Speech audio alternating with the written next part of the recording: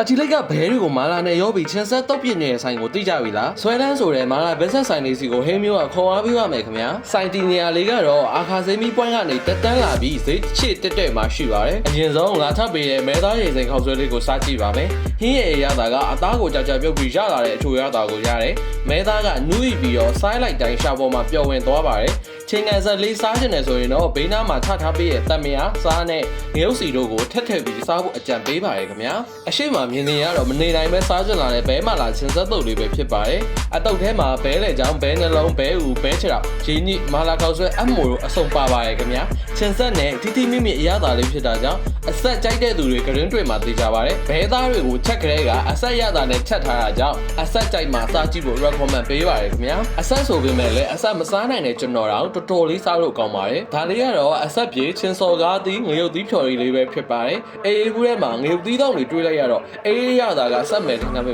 ရှင်ပြီးတော့လန်းဆန်းသွားတယ်လို့ခံစားရတယ်အေးပြေအေးလေးတောက်ချင်တယ်ဆိုရင်ဒီအေးလေးကိုတောက်ကြည့်ဖို့ recommend ပေးပါရခင်ဗျာဒါလေးကတော့ရေစိန်ခောက်ဆွဲကိုဝတ်သားနဲ့ဝတ်သားကိုအကြည့်ကြောပုံစံမျိုးလေးထည့်ထားပြီးရထည့်ပြီးတဲ့ခောက်ဆွဲကတော်တော်များပြီးတော့လူတယောက်တော့ဘွားလေးနဲ့စားလို့ရပါတယ်ဒါလေးကတော့ဘဲမာလာစီမွေးဖြစ်ပါတယ်ဘဲကောင်းဘဲဥဘဲချောင်နဲ့အခြားဘဲအစိပ်ပိုင်းချို့တို့ကိုစီမွေးလေးနဲ့တုပ်စားရတာဖြစ်ပါတယ်စောနာကအတုပ်ပုံစံကိုအရင်စားကြည့်မိလိုက်တာဖြစ်တဲ့အတွက်ကြောင့်အခုအစုံတဲ့ထားတဲ့ပကံလေးကဘဲအစိပ်ပိုင်းတွေကိုတော့စလုံးနဲ့ထိတ်ထားပြီးအားရပါရနေကျင်တဲ့စိတ်လေးဖြစ်နေမိရဲ့စီမွေးလေးနဲ့တုပ်စားကြည့်တော့လေအရသာကမစိုးဘူးစားနေကြမဟုတ်တော့အတုပ်ပုံစံလေးကိုပို့ပြီးတော့ကြိုက်ပါရဲ့ခင်ဗျာအဆက်ကြီးဘဘဒီနဲ့အေးမျိုးစုံလေးရောက်ပါသေးတယ်အခုစားကြည့်မှလေးကတော့စီမွေးကြွကြော်လေးပဲဖြစ်ပါတယ်အစုံကိုမုံနဲ့ကြော်ထားတာကြောင့်ကျွတ်ရွရွနဲ့မာလာရသာမွမွေးလေးနဲ့တော်တော်လေးစားလို့ကောင်းတဲ့အထဲမှာပါပါတယ်အထဲမှာလည်းဘဲအစိပ်ပိုင်းအစုံကိုထည့်ပြီးကြော်ထားပေးရဲ့အမိုတို့အခြားအသရွက်တို့လည်းပါပါတယ်အကျော်ဆိုတော့အချင်းနဲ့တွတ်စားရမယ်ထင်ထားပေမဲ့သူ့ရဲ့မာလာစီမွေးရတာက